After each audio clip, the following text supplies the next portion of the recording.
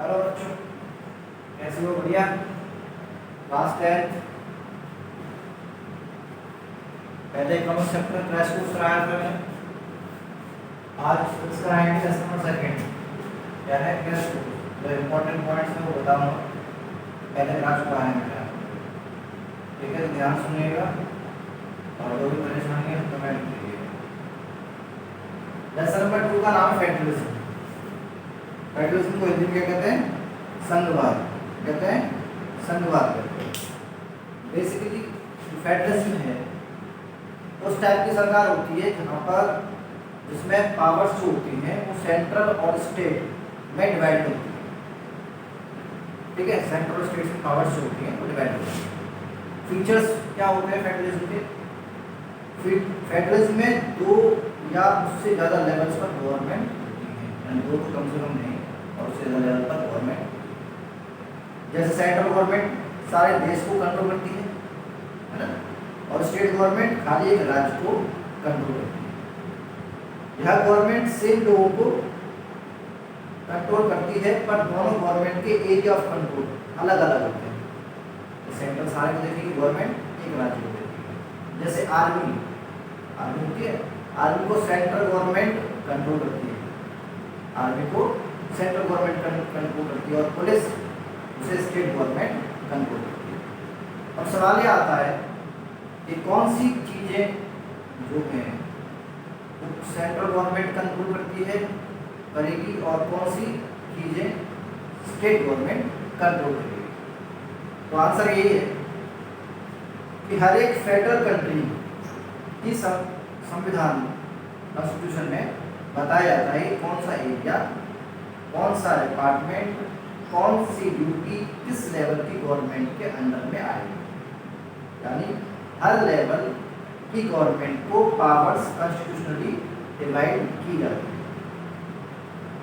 हमारे जो fundamental rights हैं उन्हें कोई भी गवर्नमेंट चेंज नहीं कर सकती। उसमें चेंजेस तभी आएंगे जब सारे लेवल्स ऑफ की गवर्नमेंट चेंज की कहे तो सारे लेवल्स की गवर्नमेंट अगर कहेगी तभी फंडामेंटल राइट्स है उसमें कुछ चेंजेस आएंगे। अगर कोई भी दिक्कत हो जाए कि कौन सी या कौन सा डिपार्टमेंट कंट्रोल किस स्टेट के अंदर होगा या फिर कौन से स्टेट्स के में आएंगे, तो यह तब कोर्ट कॉन्स्टिट्यूशन को देखकर बताता है कि डिपार्टमेंट किसके अंडर आएगा। सरकार के पास पैसे कहाँ से आएंगे यह भी संविधान में बताया जाता है। फेडरलिज्म का यही मोटिव है कि देश में यूनिटी बनाए रखें और लोग अपने अपने डिफरेंट कल्चर्स को फॉलो कर पाए। अब इंग्लिश में पॉइंट्स अगर लिखना हो तो लिख लेना। Features of federalism: first, there are 2 or more type of government. Second, each level of government has its own judiciary area of control in specific matters of judicial, taxation and administration. Third, judicial of each level of government are specified in the Constitution. Fourth, the fundamental provisions of Constitution cannot be changed by one level of government. Fifth, in dispute, court interprets Constitution and makes the final decision. Sixth, revenue. Seventh, objective is unity and diversity. Federalism 2 type की होती है। Coming together federalism, इसमें बहुत सारे independent states एक साथ आती हैं और एक कंट्री बनाती हैं। इसमें सभी स्टेट्स के पास इक्वल पावर होती है। सेंट्रल स्टेट में भी इक्वल पावर होती हैं। इसके एग्जाम्पल है यूएसए, स्विट्जरलैंड, ऑस्ट्रेलिया। इनमें कमिंग टुगेदर फेडरलिज्म गवर्नमेंट होती है। टाइप 2 में holding together government federations, holding together federations. इसमें बड़ी बड़ी कंट्रीज अपने साथ अपने आप को छोटी छोटी स्टेट्स में बांट देती हैं और उन्हें साथ मिलकर रूल करती हैं। यहाँ पर हर स्टेट को इक्वल पावर नहीं मिलती है, किसी स्टेट के पास ज़्यादा पावर होती है तो किसी के पास कम पावर होती है। जैसे इंडिया में जम्मू एंड कश्मीर के पास ज़्यादा पावर है और दूसरे गवर्नमेंट और दूसरे स्टेट्स में कम पावर है। इसमें सेंट्रल गवर्नमेंट के पास ज़्यादा पावर होता है, इसके पास होती है सेंट्रल गवर्नमेंट। जैसे इसके एग्जाम्पल्स कौन सी कंट्रीज है, इंडिया है, बेल्जियम है, स्पेन है और बहुत सारे। इंग्लिश में सुन लो इसको। फर्स्ट टाइप है coming together federations. First point इसका ना, many independent states come together to form a bigger unit. Second, all states have equal powers. Third, states and central government are equally powerful. Example हुई USA, Switzerland, Australia वगैरह। Second type में बताया था holding together federations. First point है, a large country decides to divide power between state and central government. Second, state have unequal powers. Third, central government is more powerful. Example India, Belgium और Spain. अब India के बारे में बात करते हैं कि क्या इंडिया फेडरल कंट्री है कि नहीं। Is India A federal country? Question mark. India में 3 लेवल्स पर गवर्नमेंट है। कितने लेवल्स पर? 3 लेवल्स पर। First central government, second state government और थर्ड है लोकल गवर्नमेंट। यानी फेडरलिज्म की जो बेसिक कंडीशन है कि ज़्यादा गवर्नमेंट नहीं चाहिए, वो हम फॉलो पूरा करते हैं, है ना। बताया था फर्स्ट पॉइंट कौन से। पहला 3 लेवल है ना गवर्नमेंट के, central, state and local government. Second है judicial of each level of government is specified in constitution. यानी इंडिया के संविधान में भी यह बात बता रखा है कि कौन सा एरिया, कौन सा डिपार्टमेंट किस लेवल की गवर्नमेंट के अंदर में होगा। Third, India is holding together federation. यानी मैंने आपको बताया था कि होल्डिंग टुगेदर फेडरेशन में सब स्टेट्स को इक्वली पावर नहीं होती है। और इंडिया में जम्मू और कश्मीर के पास ज़्यादा पावर है और जम्मू कश्मीर के पास अपना खुद का संविधान है। Fourth, needs 2/3 votes in Lok Sabha and Rajya Sabha plus more than half states must pass the bill to change basic laws. मतलब इंडिया में भी संविधान के बेसिक लॉ को चेंज करने के लिए दोनों लोकसभा और राज्यसभा में 2/3 मेजोरिटी, 2/3 मेजोरिटी में बिल पास होना चाहिए। और टोटल स्टेट्स में भी वैसे आधी से ज़्यादा स्टेट्स को भी बिल पास करना पड़ेगा, तभी वह लागू चेंज जो है वो लागू होगा। फिफ्थ है, in disputes between state and central government supreme court makes a decision. यानी मान लो कि कभी सेंट्रल गवर्नमेंट और स्टेट गवर्नमेंट में के बीच में मतभेद हो जाए, है ना, तो सुप्रीम कोर्ट जो है अपना डिसीजन सुनाएगा और वो भी फाइनल माना जाएगा। संविधान में 4 लिस्ट होती है, संविधान में 4 लिस्ट होती है जिसमें गवर्नमेंट का उनका एरिया बताया गया है। पहला है यूनियन लिस्ट।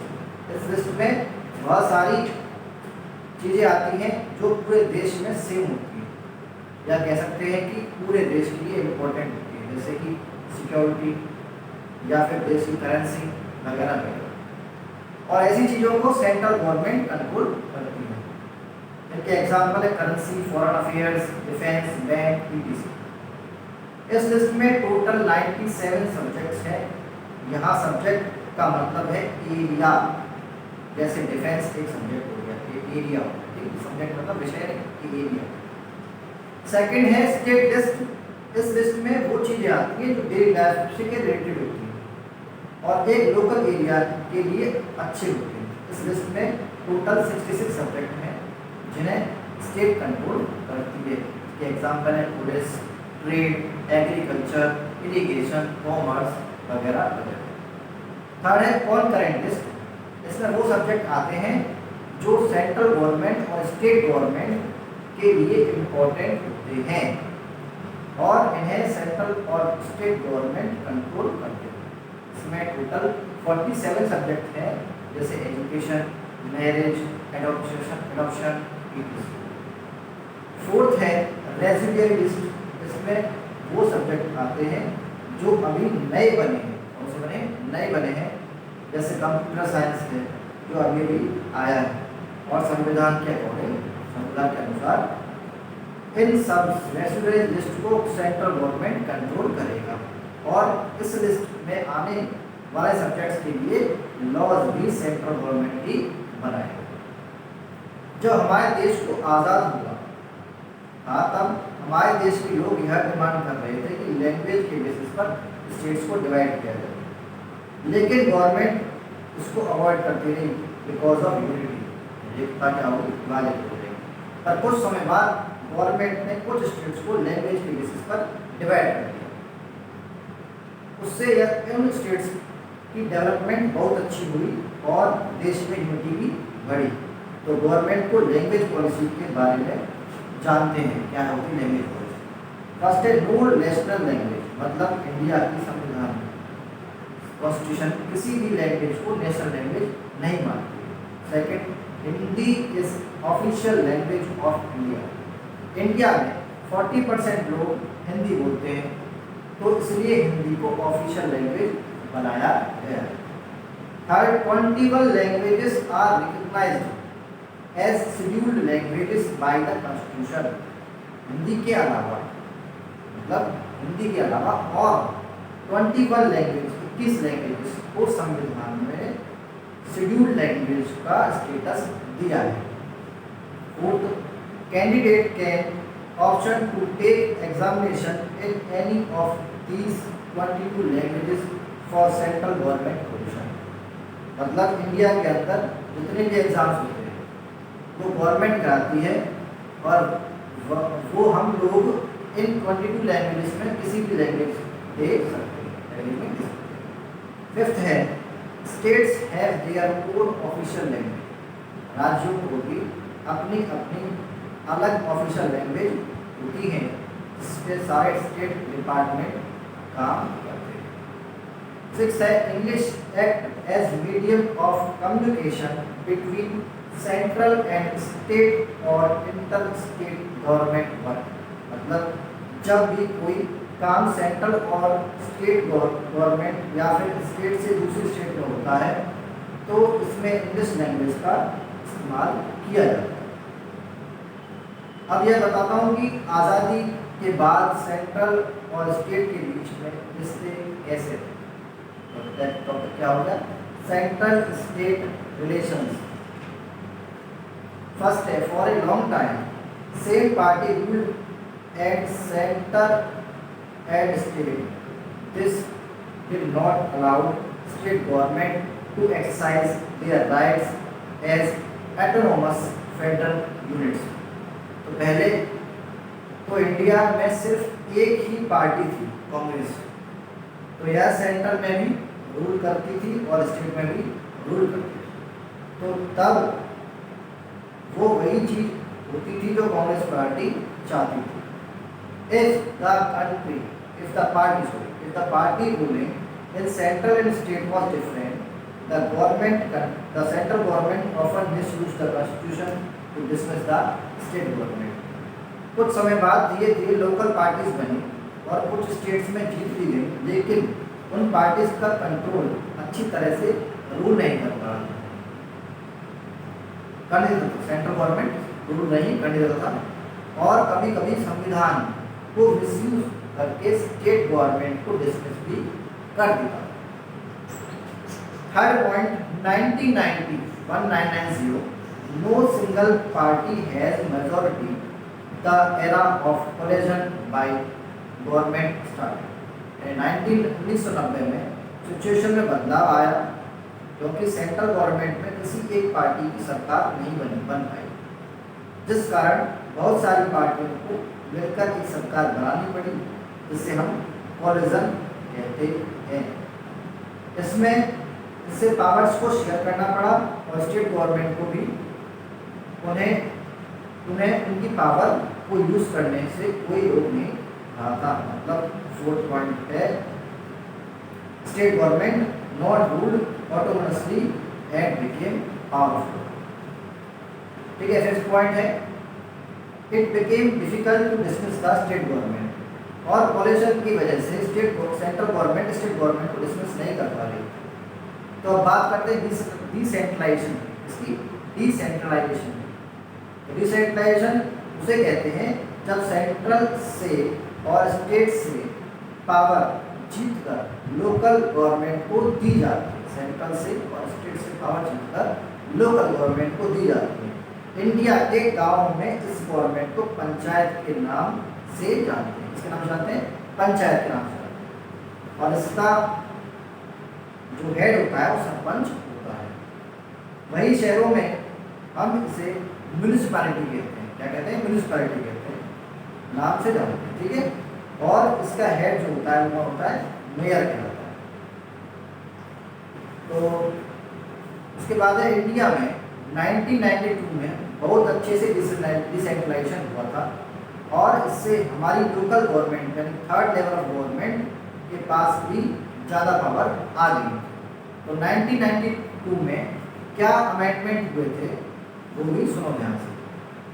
फर्स्ट है रेगुलर इलेक्शंस, यानी तब से लोकल गवर्नमेंट के लिए रेगुलर इलेक्शंस होना जरूरी हो गया। Second, seats were reserve for SC, ST and OBC, यानी इलेक्शंस में कुछ सीट्स SC, ST और OBC के लिए रिजर्व रखी गई। Third, 1/3 seats were reserve for women, यानी इसमें 1/3 रिजर्व जो सीट्स थी वो महिलाओं के लिए रिजर्व कर दी गई। Fourth, state elections commission and independently institution conducts these elections, यानी यह इलेक्शंस स्टेट गवर्नमेंट कमीशन कराता था जो कि एक इंडिपेंडेंट बॉडी थी, यानी उसमें कोई गवर्नमेंट कंट्रोल नहीं करती। Fifth, state government has to share it power and revenue with local government, यानी स्टेट गवर्नमेंट को पावर और पैसे दोनों लोकल गवर्नमेंट को उसके साथ शेयर करने पड़ते थे। नेक्स्ट टॉपिक है हमारा स्ट्रक्चर ऑफ रूरल गवर्नमेंट। हर एक गांव में एक पंचायत होती है और कुछ गांव मिलकर एक पंचायत समिति बनाते हैं और फिर एक डिस्ट्रिक्ट में जितने भी पंचायत समिति होती है वो मिलकर क्या बनाते हैं, एक जिला परिषद बनाते हैं। ये स्ट्रक्चर है इसका रूरल गवर्नमेंट। चैप्टर आपका जो इम्पोर्टेंट पॉइंट्स थे वो मैंने आपको करा दिए। इसमें कोई भी प्रॉब्लम आती है आपको या कंप्लीट हो गए इम्पोर्टेंट पॉइंट्स, जो भी कोई प्रॉब्लम है आपको कोई टॉपिक समझ में नहीं आया तो उसे कमेंट करें। और होमवर्क यही है आपको रीडिंग करना है पूरा करना, ठीक है। रीडिंग करनी लेसन नंबर 2 की। अब कोई भी टॉपिक समझ में नहीं आता है रीडिंग करने के बाद तो कमेंट करें, मैं उसका एक्सप्लेनेशन दोबारा करूँगा, ठीक है। कमेंट जरूर करो, समझ में आएगा फिर भी किया करो और प्रॉब्लम है तो भी किया करो। वीडियो कैसा लगा उसको लाइक करें, चैनल को सब्सक्राइब करें, शेयर करें। मिलता हूँ आपसे नेक्स्ट क्लास में, तब तक के लिए गुड बाय, टेक केयर।